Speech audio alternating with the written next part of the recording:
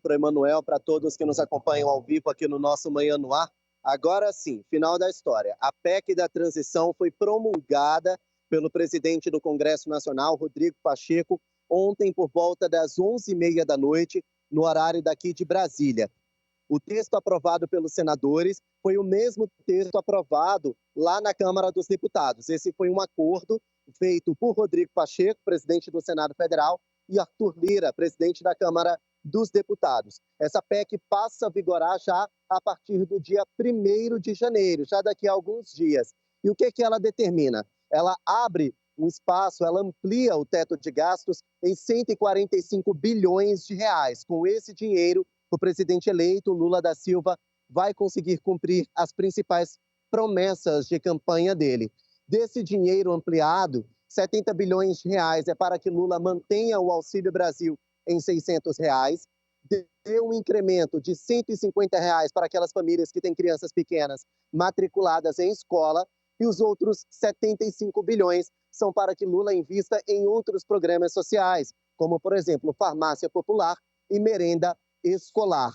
A principal mudança, a gente já até tinha adiantado aqui, foi determinada pelos deputados. Esse espaço, essa ampliação de 145 bilhões, não vai durar 2 anos, apenas no ano de 2023. Os senadores concordaram com isso, a equipe de Lula também concordou, porque a PEC determina outro ponto importante. Em agosto, a equipe de Lula vai ter que criar uma nova âncora fiscal para substituir o teto de gastos.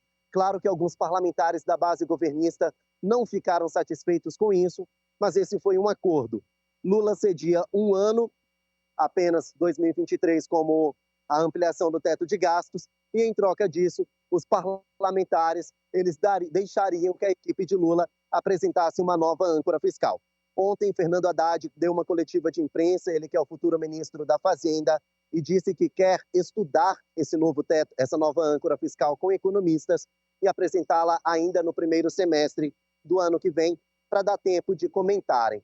Como eu disse, os parlamentares da base governista não ficaram satisfeitos com isso e criticaram essa ideia, esse trecho que determina uma nova âncora fiscal criada pelo Partido dos Trabalhadores. Vamos ouvir o que disse um parlamentar da base governista, que é aí do Amazonas. A PEC que está sendo aprovada hoje manda uma mensagem muito ruim para o mercado, que o PT vai trazer uma lei complementar com um novo regramento fiscal. E nós já conhecemos como é que o PT trabalha com o regime fiscal. O teto de gasto foi criado por causa das atrapalhadas do governo Dilma. Nós fizemos isso, criamos essa âncora fiscal para que o governo, qualquer governo que entrasse, tivesse a responsabilidade fiscal, porque isso atinge diretamente os mais pobres. Nós queremos aprovar o Auxílio Brasil de R$ 600, mas de outra maneira, reduzindo os gastos e não aumentando as contas públicas. Bom, só para lembrar vocês, o teto de gastos foi criado durante a gestão de Michel Temer, ex-presidente da República, e esse teto, ele limita a quantidade de gastos públicos durante o ano. Isso para conter as despesas públicas, para não deixar que o governo gaste mais do que pode. Só que esse teto pode ser furado se depender da emergência. Nos últimos 4 anos, Jair Bolsonaro furou o teto de gastos em quase R$ 1 trilhão. Por isso, os parlamentares petistas criticaram o teto e disse que, na prática, ele não funciona. Vamos ouvir o que disse o futuro líder do PT na Câmara.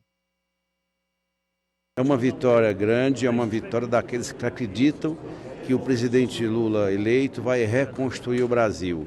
Apresenta um caminho seguro para garantir dignidade para as famílias que precisam do Bolsa Família, ampliado, com a inclusão das crianças de 0 a 6 anos e, evidentemente, apresenta um caminho que vai garantir estabilidade fiscal para o país. É um bom começo. O importante é a gente mudar o caminho fiscal do país e um novo arcabouço fiscal será apresentado, não mais por emenda constitucional e sim por lei complementar. Esse teto de gasto já foi para o espaço. Quem acabou ele foi o Bolsonaro. O Bolsonaro patrocinou a maior desorganização fiscal do país.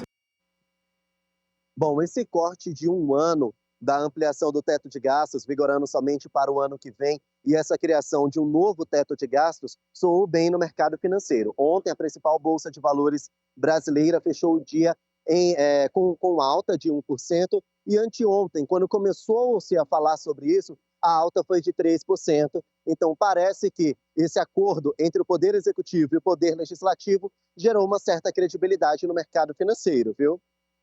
E esperamos, né, que isso de fato... Gostou do conteúdo? Então dê um like e se inscreva no canal. Não esqueça de pressionar o sininho e deixar o seu comentário.